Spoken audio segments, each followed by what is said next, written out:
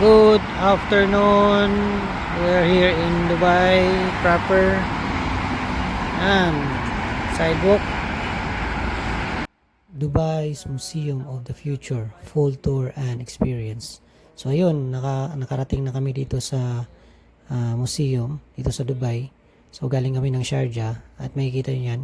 Yun, makikita yung train sa taas. So talagang nandito na kami mismo sa Dubai.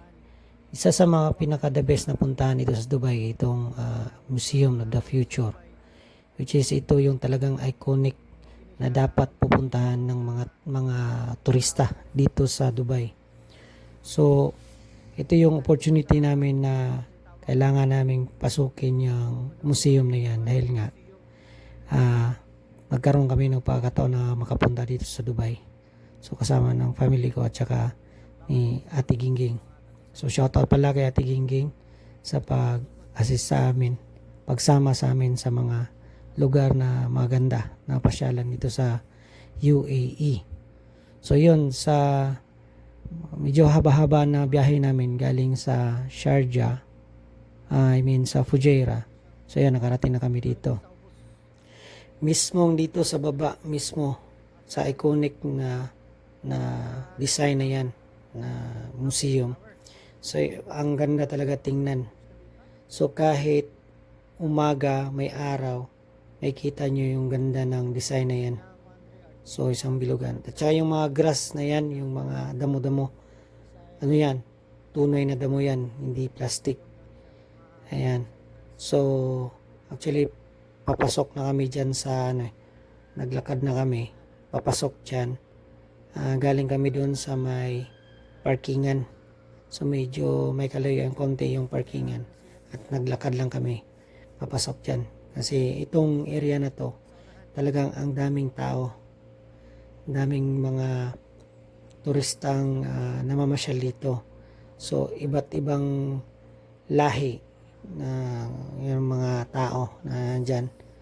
So ayun, makikita nyo mamaya sa loob. At papakita ko yung kung ano ang nasa loob ng museum na yan. So, yan pala yung entrance ng museum.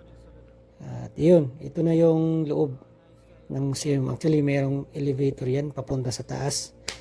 At mayroon parang entrance fee yata, something ganyan, para makaakyat ka doon sa taas. Dito lang sa baba, marami ka nang makikita dito sa baba. So, may mga robots, may coffee shop dito na mga robots lang ang nagsiserve o gumagawa ng kape. So ayan, ito yung makikita yung history or mga notes dito sa museum. Ayan, nakasulat ng Arabic at English. So yan, parang siyang something history or award or something ganun. So yan, so ang laki ng area dito sa baba, tsaka maraming tao at ang ganda talaga ng design. So hindi ko maintindihan kung paano nila ginawa tong design na to. Talagang amazing ang area. So ayan, pagkatapos namin dito sa loob, dumiretso pa kami dyan sa unahan, palabas doon sa likod. Yes, hello, good afternoon, good evening.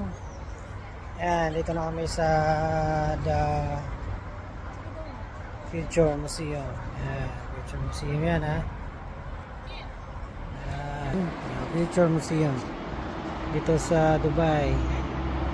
Ang ganda. So ayan,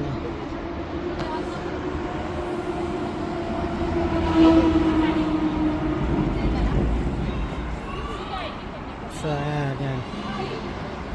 Future Museum. So galing kami ng Sharjah, punta kami dito sa punta kami doon sa Jumeirah Hotel, tapos diretso kami dito. Ayan, ito yung gala namin yung araw na to. Tsaka makikita niya may tao dyan. Ayan, nagbayad dyan doon, kumuha ng ticket para makapasok. Ayan. So pasok sila doon sa loob. sakay sa ng elevator paakyat. Yan, tapos labas yan.